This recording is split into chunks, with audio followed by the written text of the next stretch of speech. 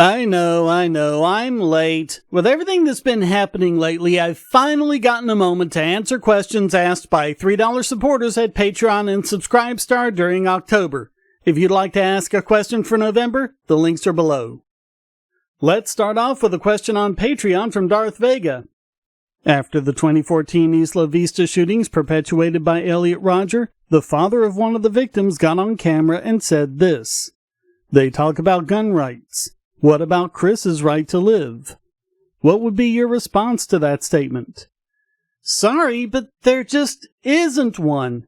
Either you're dealing with someone who's completely emotional and not thinking clearly, which is completely understandable in this situation, or you're dealing with an intellectual bully. Either way, this question is not asked in good faith. It's understandable in the former case, but for anyone to try and use dead children to score cheap political points is as psychotic and monstrous as anything else I can think of. Of course, someone could have a more honest and reflective version of the question, to which the answer is the same as we always give. The way to stop insane, evil people like Rodger is to respect gun rights so that someone bearing arms could stop him. Remember that this was in California, the #1 most peaceful state, the gun control paradise, according to the Brady campaign, on par with many European countries. The question needs to be asked, why do so many mass shootings take place in the gun control capital of America? And remember, his first 3 victims weren't even shot. They were stabbed. If one of them had been packing, it could well have ended there. Then he went around shooting women in a sorority house, people in a deli, and just drove around shooting from his car. There were plenty of opportunities for armed citizens to have stopped him had they only been allowed to be armed and lived in a place with a culture of self-defense. It shouldn't have taken him finally encountering the police to do it. Police can't be everywhere. Armed citizens can be. That's why when there's a mass shooting, on average 14 people are killed when stopped by police, but only 1.8 when stopped by an armed citizen. Sid Pop Monobon has a quick question to which I have a quick answer. Sorry this is late, but what is your opinion on the show Shark Tank? And the answer is, I've never seen it, so I don't have an opinion on it. That's pretty radical, huh? Hasn't anyone noticed how many loudmouths there are online complaining about things they haven't even seen, or books they haven't even read? That's the culture of censorship, folks. It's not like they've looked at the thing and decided no one else should see it, although that would be bad enough. No, they don't even look at the thing and just decide arbitrarily that it should go. It was this way with the right-wingers when I was growing up, and it's happening this way with the left-wingers now.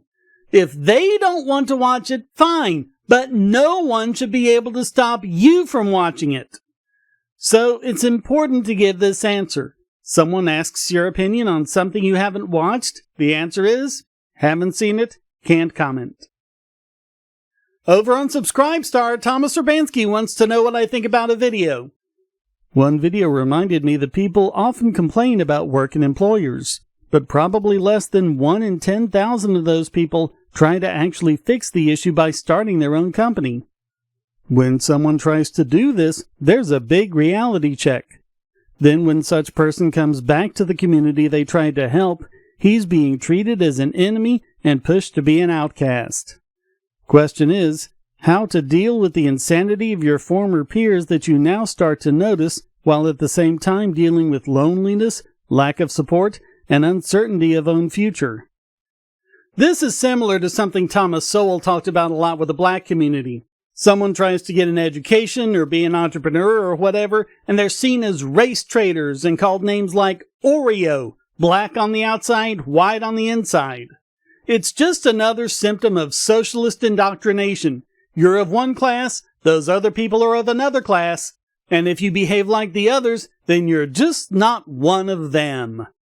Sowell wrote in his article, Race and Resentment, resentments and hostility toward people with higher achievements are one of the most widespread of human failings. Resentments of achievements are more deadly than envy of wealth.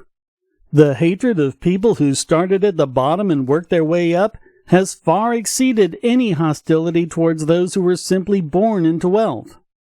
Achievements are like a slap across the face to those who are not achieving, and many people react with the same kind of anger that such an insult would provoke. This attitude is not peculiar to some in the black community or to the United States. The same phenomenon is found among lower-class whites in Britain, where academically achieving white students have been beaten up badly enough by their white classmates to require hospital treatment. People who call differences inequities and achievements privilege leave social havoc in their wake, while feeling noble about siding with the less fortunate. It would never occur to them that they have any responsibility for the harm done to both blacks and Asian Americans. Couldn't have put it any better myself.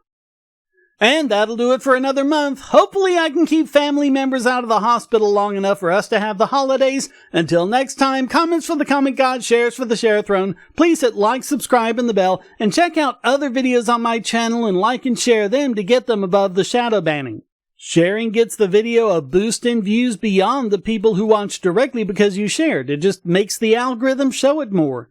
And of course, go to donate.bogosity.tv for all sorts of ways to support, including PayPal, Venmo, and various cryptocurrencies.